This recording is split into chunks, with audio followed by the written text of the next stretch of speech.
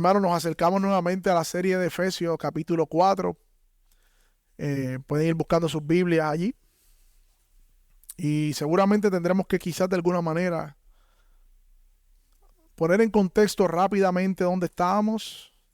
La realidad es que yo sé igual que ustedes, yo fui muy bendecido. Fuimos muy bendecidos con este tiempo de los atributos de Dios. Y yo estoy muy agradecido por Dios porque oramos por eso y vimos a Dios contestando esas oraciones.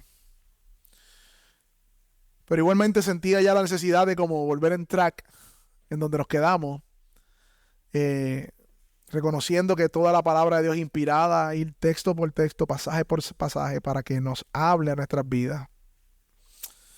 Estamos en Efesios capítulo 4. Efesios capítulo 4. Vamos a estar leyendo hoy del versículo 1 al 6. No vamos a exponer todos esos pasajes, pero vamos a estar leyendo del versículo 1 al 6. Dice de la siguiente manera: Yo pues, prisionero del Señor, les ruego que ustedes vivan de una manera digna de la vocación con que han sido llamados, que vivan con toda humildad y mansedumbre, con paciencia, soportándose unos a otros en amor, esforzándose por preservar la unidad del Espíritu en el vínculo de la paz. Hay un solo cuerpo y un solo Espíritu. Así también ustedes fueron llamados a una misma esperanza de su vocación. Un solo Señor, una sola fe, un solo bautismo, un solo Dios y Padre de todos, que está sobre todos, por todos y en todos. Mi hermano, a manera de resumen y de manera rápida, la carta de los Efesios fue escrita por el apóstol Pablo a la iglesia que estaba en Asia Menor, y se cree que fue para varias iglesias, no solamente para Éfeso. Recordando que en el primer siglo, mis hermanos, la predicación del evangelio era un escándalo. Recordando que en el primer siglo, mis hermanos, los judíos tenían una esperanza mesiánica y muchos creyeron las profecías que se cumplieron, pero otros no creyeron. Y esos que creyeron, aquel pueblo de Israel que creyó en Jesús como el Señor, aún así le faltaba mucho entendimiento de cómo entonces esta era mesiánica de Cristo ahora, luego de la cruz, iba a ser. La Biblia nos enseña que los profetas miraban al futuro y predecían y profetizaban, queriendo anhelar y ver lo que nosotros vemos hoy con claridad. Por eso esta serie se llama El Misterio Revelado, porque en Cristo se revela el misterio del plan redentor de Dios. Y parte de ese misterio, mis hermanos, es como vimos en el capítulo 1, la elección eterna de Dios, cómo nos adoptó, nos amó en el amado, nos redimió, nos perdonó, nos hizo herederos de sus promesas en Cristo, todo esto en Cristo. Vimos en el capítulo 2 cómo entonces el Espíritu Santo obró cuando estábamos muertos de nuestros delitos y pecados, ¿recuerdan? Estaban muertos en delitos y pecados y Él les dio vida ahí cuando estaban muertos.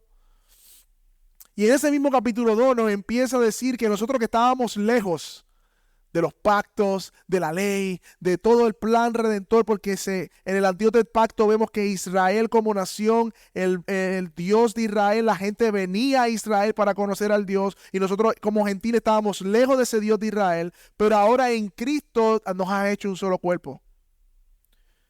Nos ha hecho un solo cuerpo.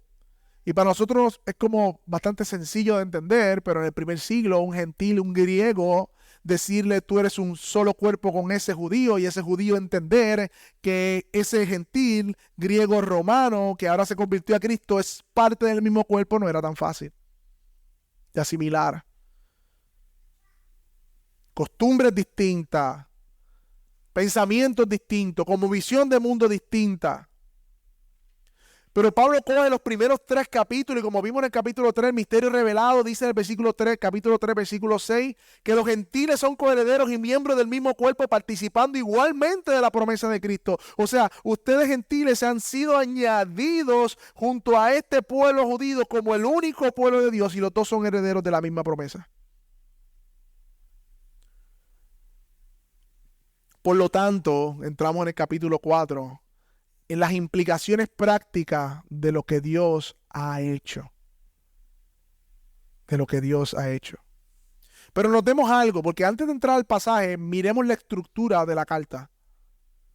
Primero se nos revela nuestra identidad, quiénes somos, y luego se nos llama a vivir en conformidad a eso. O sea, Dios no demanda santidad progresiva de sus hijos sin antes primero afirmarlos en que son hijos amados. No es creer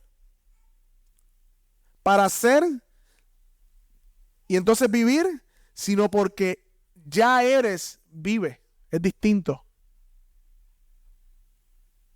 No es haz para que seas, sino porque eres, entonces ve y haz. Es distinto, mi hermano. Nosotros no vamos viviendo como cristianos para alcanzar ser hijos de Dios.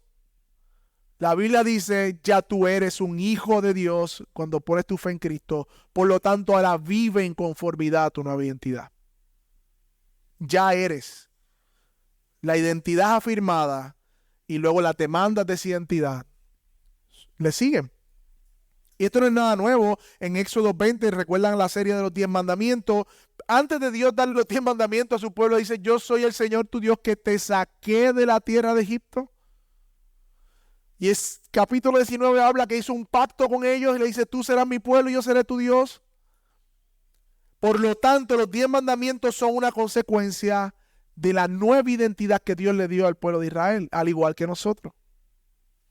Así que en la estructura de la carta vamos a comenzar a ver algunas aplicaciones o implicaciones prácticas de cómo debemos vivir, pero todas están enraizadas a la luz de la identidad que somos, de lo que ya somos en Cristo. Y eso es importante, mis hermanos. Eso es importante. Y esto no es nuevo tampoco en la carta o único de la carta de Efesios. Romanos 11, 1 al 11, vemos que Pablo explica el Evangelio y llega al capítulo 12, 11 capítulos explicando el Evangelio, lo que Dios hizo, quiénes somos, todo lo demás. El capítulo 12 dice, por lo tanto, les ruego que vivan por la misericordia de Dios, que presente su cuerpo como sacrificio vivo. Lo vemos en Gálatas igualmente, del 1 al 4, él defiende su apostolado, dice lo que Dios hizo por medio de Cristo y su Espíritu, y el versículo 5, capítulo 5, dice, estad firme con la libertad que fueron llamados. Colosenses 1 y 2, igualmente, el Evangelio, cómo ha obrado en ustedes, quién es Cristo, Él es suficiente, y luego le dice, pues si ya ustedes resucitaron con Cristo, entonces busquen las cosas de arriba. Hebreos 1, del 1 al 11, mis hermanos. Qué gran exposición tenemos en Hebreos. Y el capítulo 12 dice, corred con paciencia la carrera de la fe. Pero no vamos a correr si no entendemos primero del 1 al 11. No podemos correr la carrera con paciencia, puesto los ojos en Jesús, y Jesús no es nuestra esperanza. Por lo tanto, Pablo, antes de entrarnos a hablarnos a cómo debemos vivir, primero nos dice quiénes somos, para entonces vivir a la luz de quienes somos. Y esto nos enseña, hermanos, que de la misma forma nosotros debemos enraizar todas nuestras obediencias a Dios en un aspecto de su evangelio. Cuando nosotros rechazamos el pecado o somos tentados y renunciamos a una tentación, ¿en qué base la hacemos? ¿En que somos morales, somos buenas personas? ¿O en cómo hemos sido lavados por la sangre de Cristo y por lo tanto esa tentación no es para mí? Cuando yo quiero vivir en obediencia en su palabra, leyendo su palabra, ¿por qué lo hago? Porque me conviene. Porque es algo que la gente moral hace, los cristianos hacen. No, porque yo soy hijo de Dios y Él me habla por medio de su palabra. Mi identidad, mi obediencia debe estar enraizado en lo que Dios ha hecho. De lo contrario nos convertiremos en legalistas, mi hermano. También nos enseña esta estructura que vemos. No hemos entrado al pasaje y ya con la estructura nos está predicando el pasaje. Cómo la carta está escrita nos predica a nosotros también. También nos enseña que Dios no está interesado en una santidad robótica. ¿Qué es una santidad robótica, mis hermanos? Una santidad que proviene de la convicción de otro. ¿Alguien cree que eso es así? Pues yo voy a hacerlo así porque eso es más santo, porque se ve más santo. Espérate. ¿Tú tienes entendimiento convicción escritural de cómo estás adorando a Dios de esa manera? ¿O estás imitando? Dios está interesado primero en llenarnos de su identidad para que nuestra santidad sea por la convicción del Espíritu y no la convicción de otro. Me gusta como Piper lo dice de alguna manera. Y Piper dice que glorificamos más a Dios cuando estamos más satisfechos en Él. Glorificamos más a Dios cuando estamos más satisfechos en Él. Cuando tú estás satisfecho en tu Dios y en la salvación que ha provisto en Cristo, tú vas a glorificar más a Dios. Tú vas a glorificar más a Dios en todos los aspectos de tu vida. Mi hermano, esta estructura también nos enseña que el Evangelio no es un mensaje solamente intelectual. Si Efesios se hubiese acabado en Efesios 3, sería un evangelio intelectual. Soy adoptado, soy elegido, un solo pueblo. Qué brutal. Aunque el capítulo 2:10 que memorizamos dice que hay unas buenas obras que debemos de andar. No dice cuáles son. Pero si lo hubiese dejado ahí, entonces no hubiese la otra parte importante, igual de importante que el entendimiento del evangelio, que es la aplicación de la vida práctica del evangelio. Y ese era el dicho con Santiago. Aquellos que han leído Santiago, parece personas que decían, no, yo tengo fe. Y dice, sí, tú tienes fe, pero no estás viviendo conforme a esa fe. O sea, yo te voy a mostrar mi fe por las obras que hago. Las obras mías muestran la fe que tengo. No se contradice, simplemente está diciendo que todo verdadero creyente no ha creído en un mensaje intelectual, sino práctico. Tiene implicaciones prácticas en nuestra vida. La misma noticia que nos asombra, el Evangelio, que nos llena de lágrimas, que nos hace llorar, que satisface nuestro corazón, que nos recuerda la esperanza, que nos hace sentir completo, es el mismo Evangelio que me invita, me anima, me compele, me llama a vivir en santidad. Es el mismo Evangelio. Y es por eso que estamos donde estamos en la carta, capítulo 4. Estamos en un turning point. Estamos dando la vuelta. Los boricuas con la L y la R, tenemos un problema. Estamos dando la vuelta. La doctrina, estamos viniendo desde la doctrina a la vivencia. Estamos viviendo de lo que Dios hizo a los imperativos, cómo yo debo vivir. Estamos viviendo desde el qué, capítulo 1, 2 y 3, qué Dios hizo y ahora el cómo yo vivo entonces. Y hace unas semanas hablé con un amigo y me hizo una ilustración que parece que la escuchó y me pareció muy interesante. La había escuchado de otra manera. Y es este padre que le dice a sus hijos y le dice, me voy, pero tienen tarea en la casa. Recojan la casa, mapeen, barran, frieguen, recojan el patio. Cuando yo regrese, pues espero encontrar la casa recogida. El padre regresa y los hijos salen alegres, corriendo, papi.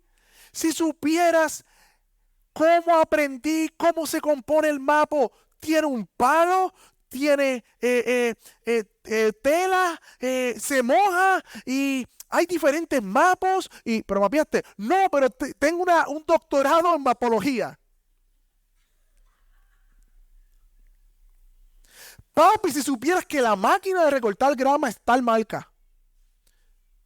Y esta marca se hizo desde la eternidad pasada. Y es bien profunda porque aunque tiene las aspas, las tiene del otro lado. Y como hace del otro lado, recoge bien por acá. Y de hecho, nosotros vimos recortar desde al frente con otra máquina. Y le dijimos que esa no era. Que era la que nosotros teníamos. ¿Pero recortaste? No recorté. Así somos muchos de nosotros, consumiendo mucha teología. Le decimos a otros cómo es el mambo, pero son otros los que hacen y nosotros no. Pero para eso existe Efesios 4, 5 y 6. Para no dejarnos en nuestros doctorados en mapología, en escobajología o en fregadería, sino en meter las manos y comenzar a vivir. La sana doctrina no nos deja en el intelectualismo, sino que la verdadera sana doctrina nos lleva a vivir una vida en santidad. Hablaba con otro hermano ayer que decía, los salvos siempre salvos es para no vivir en santidad y vivir como quieran. Eso es un mal entendimiento de los salvos siempre salvos. Ustedes lo saben. El que cree que la salvación es segura no es para irse a pecar ni para vivir en desdén, tirado en un mueble, sino más bien todo lo contrario, para poner su cuerpo al servicio de Cristo. De lo contrario, estamos contradiciendo lo que hemos sido llamados a vivir.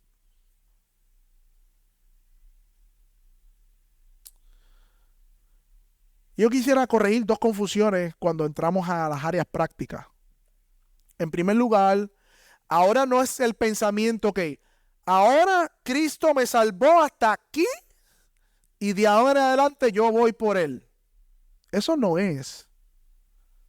Esa confusión muchas veces la tenemos en nuestras mentes. No es que ahora Cristo me salvó y como Él me salvó y todo, ya estoy bien. Gracias Cristo por el Evangelio, ahora yo voy a servirte. No. Tampoco es, ahora porque tú hiciste, yo quiero pagar lo que tú hiciste con mis obras. No. Antes de entrar al capítulo 4, que vamos a entrar ahora, por eso no lo vamos a cubrir completo, hacía falta una buena introducción. Vemos en el capítulo 3 conmigo, vaya conmigo, versículo 16. Y ese capítulo 3, Pablo hace una oración porque ahí nace verdaderamente toda verdadera obediencia y toda vida en santidad que vamos a ser llamados a vivir por los próximos meses, a la luz de los próximos capítulos. Versículo 16. Pablo ora y dice, les ruego, está hablando a Dios, que les ruega a Dios que le conceda a ustedes, conforme a sus riquezas de su gloria, el ser fortalecido en su poder por su espíritu en el hombre interior. Es algo que Dios nos concede, proviene de Él. Por eso está mal decir, ahora Cristo murió por mí, ahora yo vivo por Él como separado.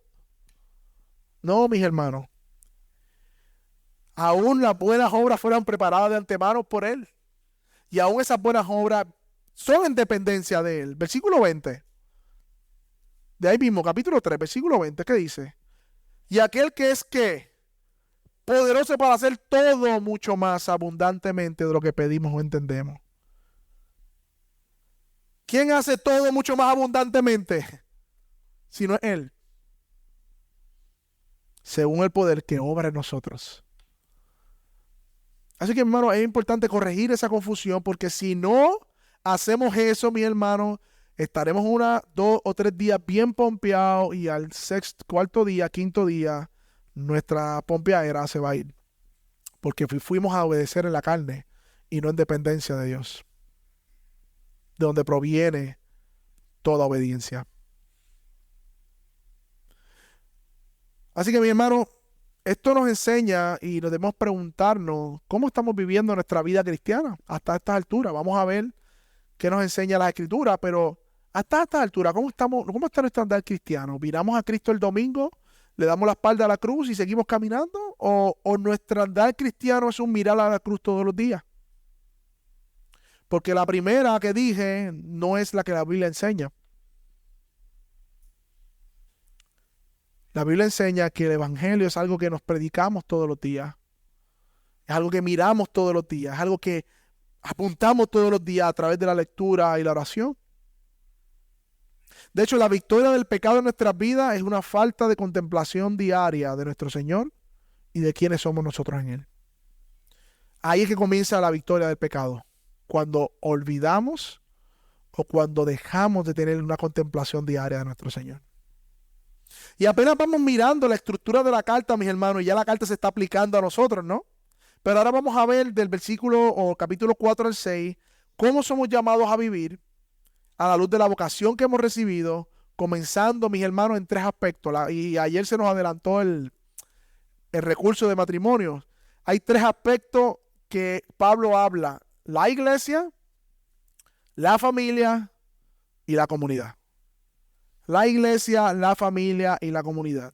Como dice un comentarista, como consecuencia del gran plan de salvación y de la nueva identidad de los creyentes en Cristo, judíos y gentiles, Pablo comienza una serie de exhortaciones a los lectores. Les hace un llamado a mantenerse en unidad que ya existe en el cuerpo unido que Dios ha creado. Y esta es la consecuencia esencial y natural de la fe común que se confiesa, pero debe ser mantenida y desarrollada por las virtudes cristianas que se asocian con el amor. O sea que el primer llamado de Pablo para vivir en consecuencia a lo que yo he recibido de Dios es guardar la unidad de la fe en la iglesia. Eso es lo primero. Así que hoy veremos tres cosas, el tiempo que nos resta. Un ruego de vivir conforme al llamado, en primer lugar. Un andar digno de la vocación, en segundo lugar. Y las virtudes necesarias para guardar la unidad. Parte 1, porque vamos a continuar los próximos domingos. En primer lugar, y este es más corto, un ruego a vivir conforme al llamado. Versículo 1, vayan conmigo. Yo pues, prisionero del Señor, les ruego que ustedes vivan de una manera digna de la vocación con que han sido llamados. Mira cómo comienza el pasaje. Pablo dice, yo pues, prisionero del Señor, les ruego. Pablo estaba en prisión y ruega por los creyentes en Éfeso y también por nosotros. Y miramos por qué él está rogándole a estos creyentes. Y rogando, recuerda su condición actual. ¿Qué dice? Prisionero del Señor, preso, encadenado, privado de su derecho, de su libertad por una falsa acusación. Pablo podría estar en modo víctima ahora mismo. Y tenía todo el derecho para hacerlo, pero él no estaba en modo víctima. Él no estaba en modo víctima. Él reconoce su condición, pero reconoce la soberanía de Dios en su condición. Él reconoce sus cadenas, pero reconoce la providencia de Dios sobre sus cadenas. Él ve la circunstancia a la luz de su identidad. Por eso él dice, yo soy preso del Señor. Estaba preso físicamente, pero yo soy preso del Señor. Preso del Señor. Ahora bien, veamos la palabra que se traduce como ruego, que en otras versiones le dice le suplico. En algunos diccionarios es como apelar. Yo apelo ahora, dice Pablo. O sea que Pablo está haciendo una apelación a los hermanos en Éfeso, bien parecida, o es la misma palabra que está en Romanos 12:1, que dice, hermano, les ruego por la misericordia de Dios que presente sus cuerpos en sacrificio vivo, santo, agradable de Dios, que es vuestro culto racional. Esa palabra ruego por la misericordia de Dios es la misma palabra que Pablo utiliza en Efesios 4. Y yo estoy convencido que lo hace en el mismo espíritu. Yo veo a un Pablo rogando con su corazón, haciendo una apelación basada en la gracia a estos hermanos. Yo les ruego, yo les estoy suplicando, mis hermanos. Eso es lo que yo escucho cuando escucho la palabra del ruego. Inundado por amor, Pablo le dice a estos hermanos, por favor, apela con ellos. Y ese es el ministerio del apóstol, del pastor, y de ustedes también, mis hermanos. Romanos 15:14 dice, yo sé que ustedes están llenos de toda bondad y conocimiento, de manera tal que se pueden amonestar unos a otros. Ese ruego de Pablo es un llamado a vivir de cierta manera, pero hasta cierto punto es un tipo de amonestación. Amonestar es simplemente poner un pensamiento que no estaba previamente en la mente de otra persona. Cuando nosotros amonestamos no es que estamos regañando, estamos diciéndole, míralo desde el punto de vista. Obviamente, y lo hacemos desde el punto de vista de las Escrituras. Eso es amonestar. Por lo tanto, mis hermanos, así como Pablo nos ruega a nosotros, igualmente nosotros tenemos una responsabilidad de los unos a los otros. No neguemos nuestra responsabilidad de amonestarnos unos a otros. Pero miren el ruego de Pablo, mis hermanos. Es a base de la identidad que tenemos en Cristo. Así que no es suficiente conocer la teología, sino que debe haber un llamado a vivir en conformidad de ella. Y este es el segundo lugar. Terminamos el primer punto. Segundo punto. Un andar digno de la vocación. Hay un ruego, pero ¿qué Pablo está rogando? Le está diciendo en otras palabras, ustedes han sido llamados por Dios, pues vivan en conformidad a ese llamamiento. Mira cómo dice el pasaje. Les ruego que vivan de una manera digna de la vocación con que han sido llamados. Y hay tres palabras que quisiera desmenuzar aquí de este pasaje. Y la primera palabra es vivan. Vivan. Algunas Biblias de ustedes dice anden. Me gusta más esa versión. Anden. Porque literalmente significa eso. Anden. ¿Qué es lo primero que denota esto? Cotidianidad. El día a día. Pablo está diciendo, caminen de esta manera en su día a día. Vivan de esta manera en su día a día, como vimos en el mensaje, en el texto que nos aprendimos. Las buenas obras que Dios preparó de antemano para que anduviésemos en ellas. Esa palabra es clave, andar. Todos estos próximos capítulos, próximos meses, es andar. Andar en la iglesia, andar en la familia, andar en la sociedad. ¿Cómo estamos viviendo a la luz del llamado que hemos recibido? Eso es lo que está diciendo Pablo.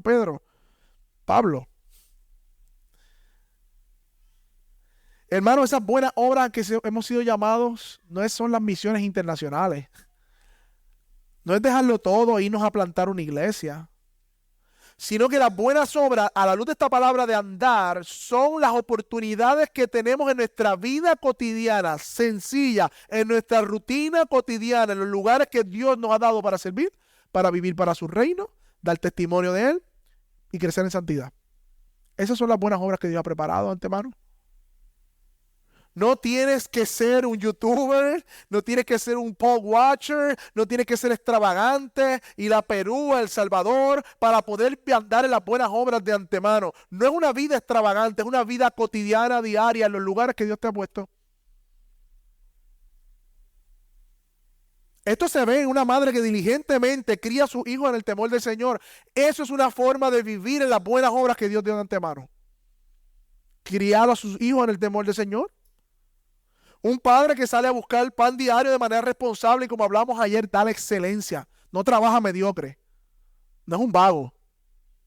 Es un hombre que es excelente en lo que hace y brilla en lo que hace, da testimonio en lo que hace y en lo que hace aprovecha como plataforma para predicarle a otros.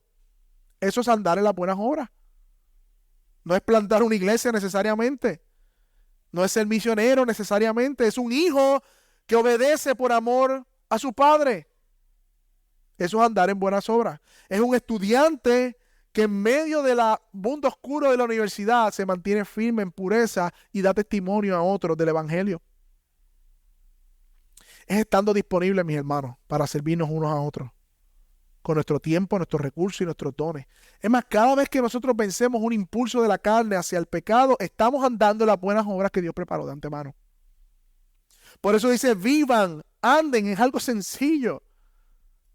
No es algo para pastores, no es algo para misioneros, es algo para todo creyente. Además, esta palabra anden habla de plenitud, vivan, habla de que es toda nuestra vida, mis hermanos. Dios nos libertó del pecado, nos adoptó en su familia y ahora toda nuestra vida es suya, Él es nuestro Señor. Esto incluye nuestras relaciones, con quién nos relacionamos, nuestros recursos, nuestras finanzas, nuestras aspiraciones, nuestros planes, nuestro cuerpo, nuestros hijos. Esos hijos que el hijo de usted no es tuyo. El hijo que Dios le ha dado a cada uno de ustedes, aquellos que son padres, son como los dones que Dios nos da para que los administremos. No son tuyos. Son de Él. Y tenemos que administrarlos para su gloria. Son prestados. Hermano, cuando dice vivan, habla de la plenitud. Toda nuestra vida es de Él. Ahora también la palabra vivan habla de algo activo. Algo intencional. A esfuerzo, sí, activo, mis hermanos. Vivan habla de algo activo, algo consciente. Nosotros vivimos tomando decisiones todos los días. Y no tomar una decisión es tomar una decisión. Estamos decidiendo no decidir. Así que siempre estamos activamente tomando decisiones. Y cuando la Biblia nos dice vivan de tal manera, en otras palabras está diciendo las decisiones que toman, háganlas conforme al llamado que ustedes han recibido de parte de Dios. Ustedes son hijos de Dios. Su ciudadanía está en los cielos. Él es su Padre. Vivan, decidan de esa manera en la tierra. No sean necios. Decisiones necias no reflejan que tenemos un Padre celestial. Así que la toma de decisiones, la forma en que vivimos, refleja esa palabra viva. Decidimos de manera activa, pero de manera pasiva también. ¿Cómo de manera activa? Bueno, cuando hacemos, promovemos, estamos activamente decidiendo. Ahora, también decidimos de manera pasiva cuando evitamos o no hacemos. Sí, Dios nos llama a vivir completamente. Nunca estamos en neutro. Aprenda eso, mis hermanos. Yo lo aprendí una vez y fue muy transformador. Nunca estamos neutros. Nunca estamos neutros. O estamos decayendo o estamos aumentando en santidad. No hay estado neutro. No existe. No existe el limbo espiritual. Por ejemplo, el tiempo que tú no dedicas en oración, en devoción a Dios o en comunión o en servicio, lo estás dedicando a alguna otra cosa.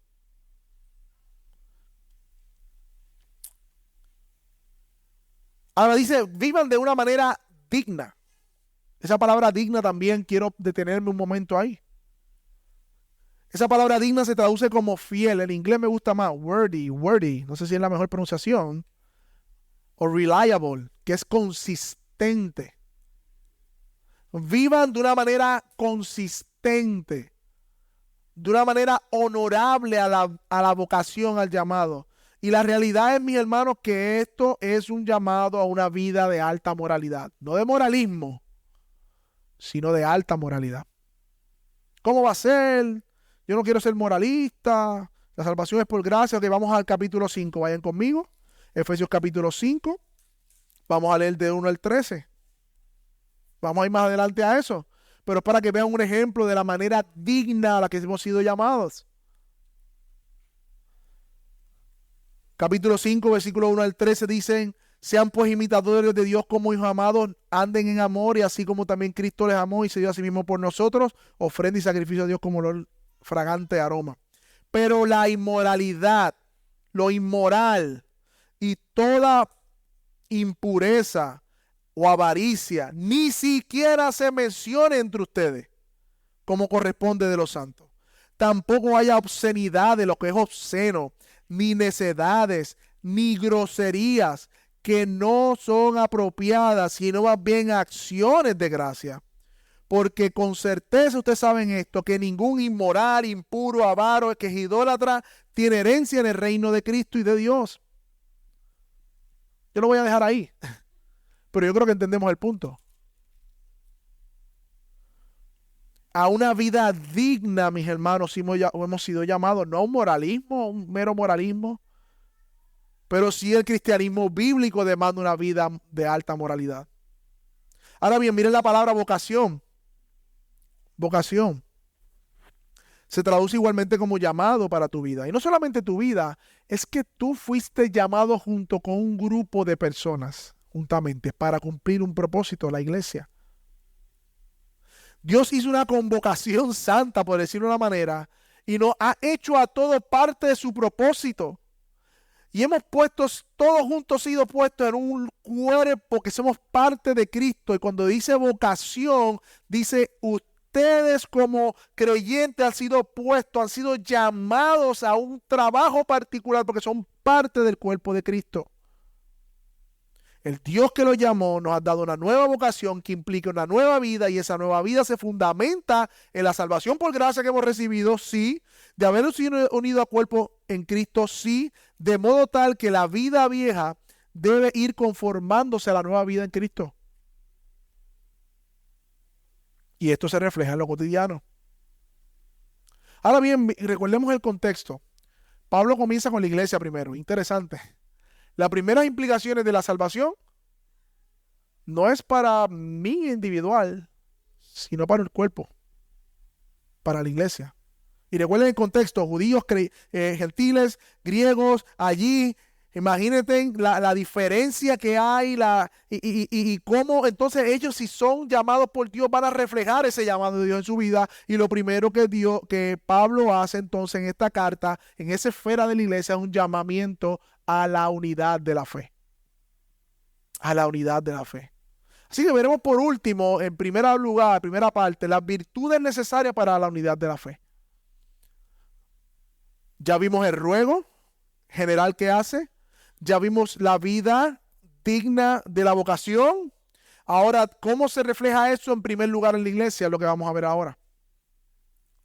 Y mira cómo dice el texto. De hecho, antes de ir al texto, me llama la atención que el primer llamado de Pablo no es a debatir. No es a debatir las verdades del evangelio con los que no creen o con los que creen diferente. Pablo tampoco ruega ahora en este momento en que salgan corriendo a predicar. Porque ¿cómo van a predicar si no tienen una vida de testimonio primero? Pablo tampoco ruega que se pongan a alardear de que saben el misterio revelado. Sino que lo primero que hace Pablo, según el pasaje y según Dios nos está llamando a nosotros, una vez hemos sido salvados por gracia y la Biblia nos llama a vivir en una manera digna de la vocación del llamamiento que hemos recibido, y eso se puede lograr únicamente que viviendo con toda humildad y mansedumbre, con paciencia, soportándose unos a otros. Ese es el llamado que nos hace la Escritura. Que vivan con toda humildad y mansedumbre, mis hermanos. De todas las palabras y cosas y virtudes, Pablo menciona, inspirado por el Espíritu Santo, la humildad. Algo de importante tiene eso. Y que mucho hemos ignorado la virtud de la humildad, cuando es la primera para guardar la unidad de la fe en la iglesia. En inglés me encanta una palabra que es lowliness, que viene de la palabra low, porque ustedes saben que low es abajo, bajito, abajo. Y como que me gusta porque refleja lo que realmente es la humildad. Lowliness. Y dice que esta humildad debe ser cultivada en todas las áreas de nuestra vida, porque dice con toda humildad. Con toda humildad. Pero antes de poder cultivar la humildad, tenemos que definirla, mis hermanos. Y para mí esta definición parece que la armé de tantos libros que he leído, y después leí un libro y adiós, eso es más o menos lo que yo puse, pero no lo había leído de ahí. So que usted sabe que cuando está pensando en algo, viene algo en su mente y fue algo que leyó, pero no se acuerda que lo leyó. Ya hay una mezcla en su mente que no sabe que leyó y que es de usted. El punto es que no me voy a atrever a decir que es originalmente mía, porque he leído mucho de todo esto, pero esto fue lo que me salió. La humildad es un estado consciente y práctico de nuestra verdadera condición delante de Dios. La humildad es un estado consciente y práctico de nuestra verdadera condición delante de Dios. Es decir, es creer de todo corazón lo que confesamos acerca de nuestra necesidad de Dios y lo que nos enseña el Evangelio, que merecemos por pecadores. Es estar de acuerdo con el veredicto del Evangelio, no solamente en conocimiento, sino en verdad. Y ahí es que viene la desconexión. Aquí está claro. La depravación total está clara aquí. Se la enseño a los que no creen en la depravación total. Se la enseño de la A a la Z. Que yo me comporte sabiendo que yo vengo de la depravación total es distinto. Que yo viva a la luz de esa doctrina que yo enseño a otros, ahí está el cortocircuito. Miren cómo cogemos las verdades de la palabra por el pecado, cómo hasta las dañamos, por decirlo de una manera. Hermano, la realidad es que la virtud de la humildad ha sido descuidada, especialmente en la iglesia. Y cuando Jesús vino a la tierra en el sermón del monte, o el sermón que vemos retratado en Mateo, lo primero que dice, bienaventurados ¿qué? Los pobres de espíritu. Los pobres de espíritu.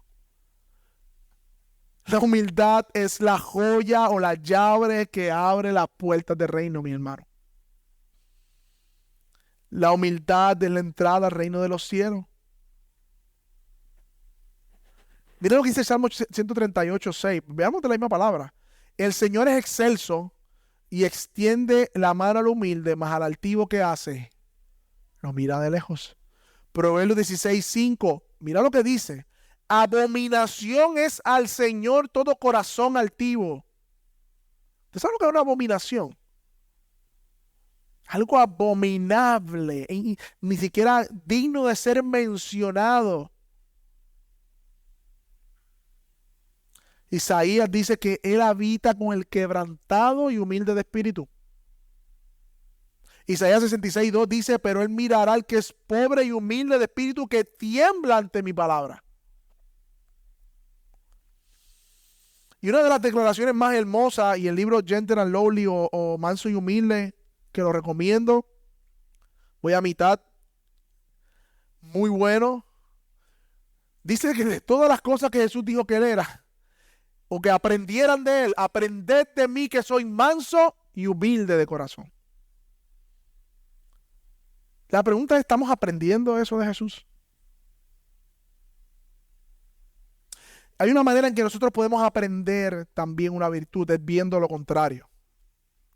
Y en el tiempo que me resta, yo quiero de alguna manera exponer qué es lo contrario a la humildad y de esa manera retratar lo que no es para retratar lo que es. No estamos hablando de baja autoestima. No estamos hablando de eso. No estamos hablando de una persona que es monguita y que... No estamos hablando de eso. Tú puedes ser monguito y ser un orgulloso y no ser humilde. No estamos hablando de una persona que no tenga recursos económicos. No, eso es humilde porque no tiene chavo. Eso no tiene que ver con la verdadera humildad, la virtud de la humildad. Hay orgullo en el pobre y hay orgullo en el rico. Lo que queremos decir con humildad, o que es lo contrario a humildad, es precisamente el orgullo, mis hermanos. Podríamos decir que el orgullo es el comienzo y la raíz de todo pecado. De hecho, en el cielo, cuando se rebelaron Lucifer y los ángeles, fue precisamente por una falta de humildad, por la soberbia, el orgullo, y se rebeló contra Dios. El comienzo de toda rebelación contra Dios es el orgullo, es la falta de humildad. Y el orgullo no es otra cosa que pensar o actuar no recordando quién yo soy realmente delante de Dios. ¿Recuerdan Isaías 6 cuando le hablamos de la santidad de Dios? Cuando Isaías vio la santidad dijo que, ay de mí, eso es contrito, eso es ser humillado, ay de mí. Pero el orgulloso dice, ay de ti. No ay de mí, dice, ay de ti que tú eres pecador. Hermano, no puede haber humildad donde existe orgullo. Aunque la realidad es que como seres caídos, mientras cultivamos la humildad siempre habrá orgullo. Pero lo que quiero decir es que no pueden competir uno con el otro.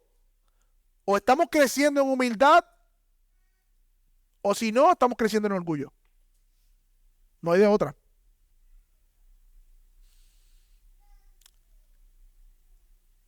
Y podemos estar hablando de muchas cosas sobre el orgullo, la humildad, y cómo se ve, y cómo definirla.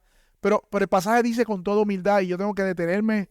Yo quisiera avanzar, pero quisiera detenerme porque quiero ver formas prácticas que donde nos vemos nosotros muchas veces. Para que veamos entonces si realmente somos de corazón humilde. Así que miremos la primera manifestación del orgullo. Y voy a decir varias para que veamos lo que es lo contrario a la humildad. En primer lugar, el que no es humilde se queja. La queja es pasar juicio contra Dios mismo y su providencia. Por lo tanto, la queja es una falta de humildad para con Dios mismo.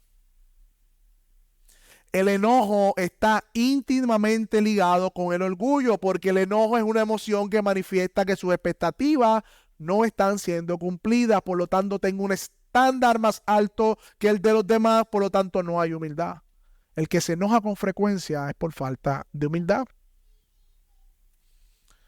El orgulloso tiene poca tolerancia a las diferencias de los demás. Poca tolerancia. El humilde no. El humilde no. ¿Tú sabes cómo vemos el orgullo en nosotros? Cuando predomina en nuestras conversaciones la palabra yo.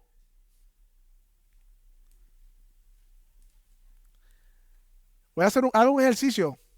Tengo una libreta en mano Y en todas las conversaciones que tenga, apunta cuántas veces usted hace referencia a usted en una conversación. Eso es un buen termómetro de orgullo en nuestro corazón. Sí, lo que pasa es que yo pasé por... Sí, yo también, hecho yo peor que tú. Siempre hay alguien peor. Siempre ese yo peor. Y yo más. Y yo también. Y yo tengo un primo. Y yo, y yo, y yo, y yo, y yo. Y yo, y yo, y yo, y yo, y yo. Refleja que estamos llenos de yo. O de la abundancia del corazón. Habla la boca. Y la persona humilde tiene una baja percepción de sí mismo delante de Dios. Por lo tanto, no abunda ese yo. No estoy diciendo que no haya. Pero la abundancia del yo en nuestras conversaciones es un síntoma de orgullo.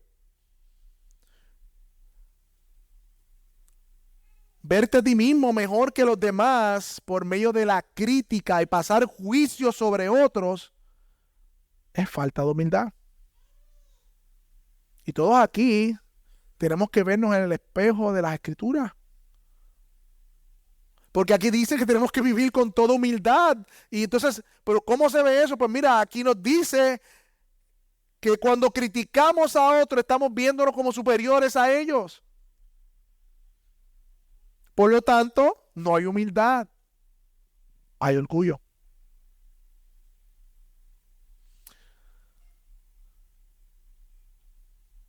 Verte a ti mismo mejor que los demás. Mira qué interesante. Enfocado y lamentado por tu falta de dones y habilidades. Parece no ser orgullo, pero la realidad es que estás lamentado porque desearías tú ser exaltado por teniendo dones. El perfeccionismo es un síntoma de una persona orgullosa porque busca reconocimiento. El perfeccionismo, sí, el perfeccionismo. Esa virtud que muchos aspiran es control. No es otra cosa que control. No soportar la crítica o la opinión de los demás o estar devastado o enojado por ella. Cuando la crítica a ti te devasta, te molesta, te incomoda, no la soportas, eres una persona orgullosa o estás manifestando orgullo. El humilde sabe que está en el piso y sabe que es peor de lo que están diciendo. De hecho, hablar mucho, muchas veces está detrás de la idea de que aquel que habla mucho lo que tiene que decir más importante que lo que dicen los demás. Y puede ser una manifestación de falta de humildad. Estar consumido por lo que otros piensan, preocupado por la opinión de los demás, y por eso tomas decisiones para ganar la aprobación de los demás y estima. Eso es un síntoma grave del orgullo. Porque le interesa la reputación. Pero el que está con toda humildad es como Cristo. Siendo sarcástico, hermanos, hiriente, siendo desagradable.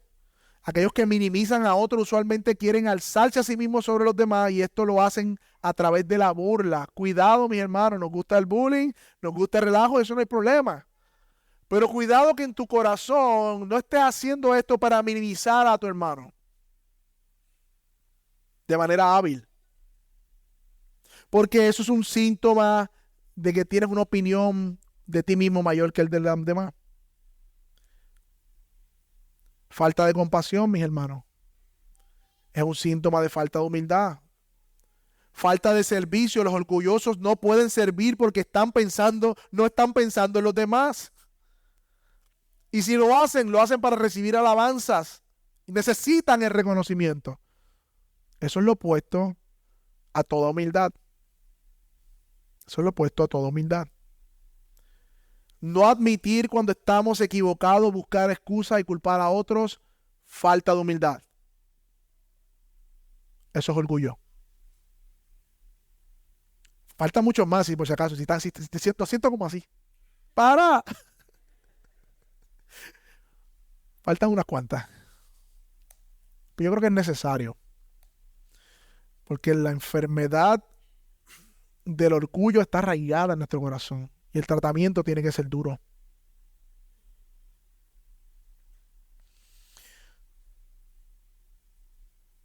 No admitir cuando estás equivocado, siempre poner excusas. No pedir perdón. No pedir perdón. Porque el orgullo los ciega y no ven su pecado. Una carencia de oración bíblica es un síntoma de orgullo, porque la mayoría de los orgullosos oran poco o nada, y cuando oran usualmente centran sus oraciones en ellos mismos y sus deseos.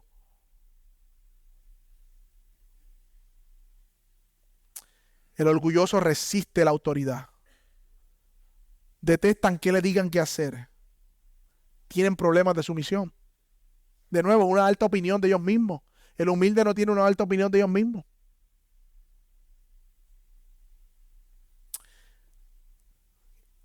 El orgulloso, contrario al humilde, maximiza el pecado de los otros y pone el de él como más pequeño.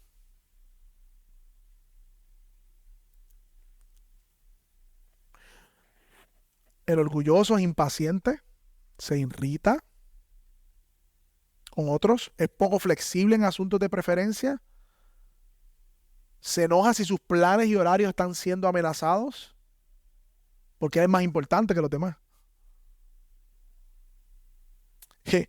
Mi hermano, el orgullo y la falta de humildad es una cosa que se disfraza.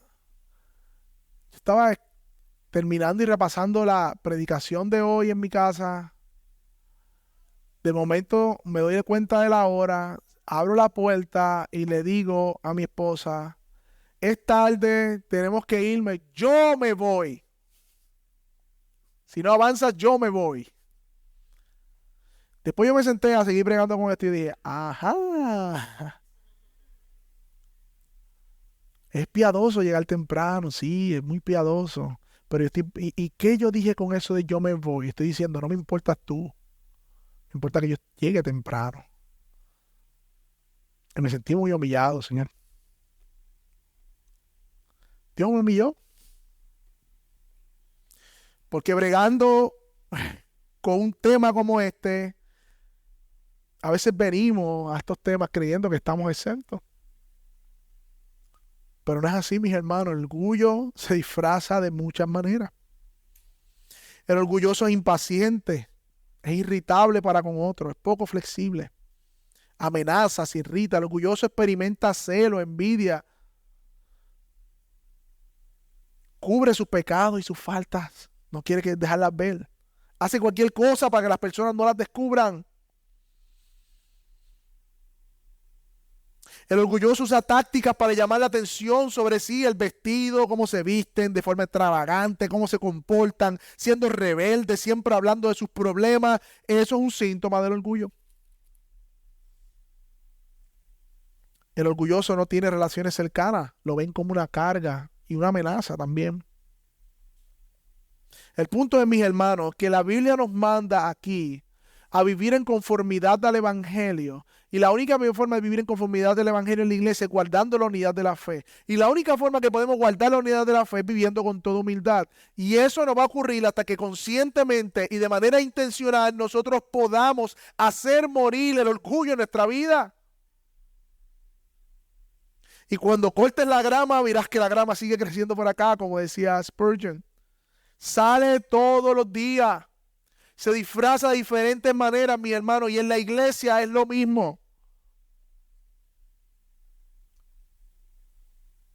Si somos honestos, mi hermano, estamos quebrados, estamos en bancarrota espiritual.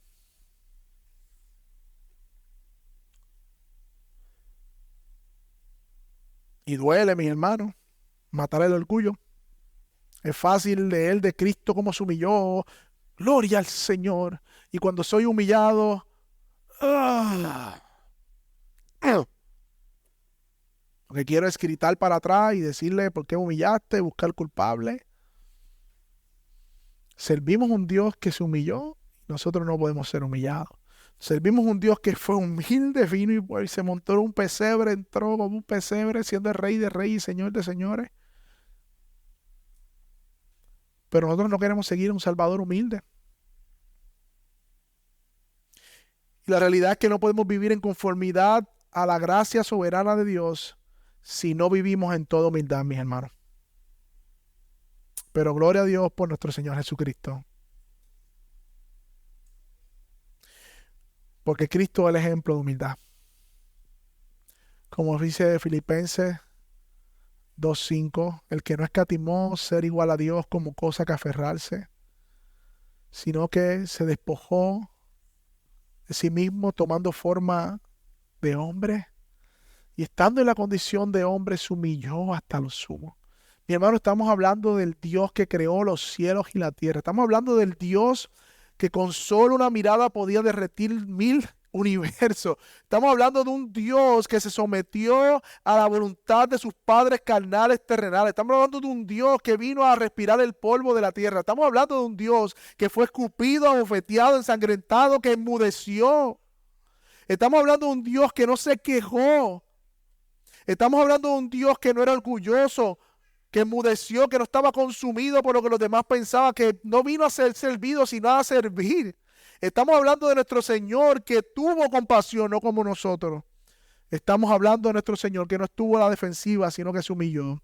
Estamos hablando de nuestro Señor que oró y no tuvo carencia de oración bíblica como nosotros. Estamos hablando de nuestro Señor y Salvador, sin pecado, que fue humillado en la cruz del Calvario. ¿Cómo nosotros, Señor, podemos entonces, hermano, decir servir a ese Señor y no conscientemente matar el orgullo en nuestras vidas? Hablaba con los hombres esta semana, le escribía cuán pronto somos a leer del milenio, del pacto, de 20 cosas. Léanse el libro de humildad. ¿Por qué no leemos el libro de humildad? ¿Por qué no leemos el libro de cómo matar el pecado? ¿Por qué no leemos el libro de cómo de ser como el carácter de Cristo? Cómo servir a mi esposa, cómo servir a la iglesia. No estoy diciendo que sea malo lo otro, pero tenemos esa tendencia porque eso nos entretiene. Y nos hace sentir, nos hace ver más intelectuales también. Cuidado que los libros que leamos no sea para vernos más intelectuales y dominar temas. Hay tanto trabajo, le decía al hombre, en nuestro corazón que no tenemos tiempo para dispararle a otros que no están creyendo como nosotros. Aún bregando con los santos como la predicación, mis hermanos. Aún allí hay mucho trabajo que hacer. Que el Señor nos permita, por medio de su Espíritu, vivir con toda humildad. Y la semana que viene continuamos con mansedumbre, paciencia, soportándonos unos a otros en amor.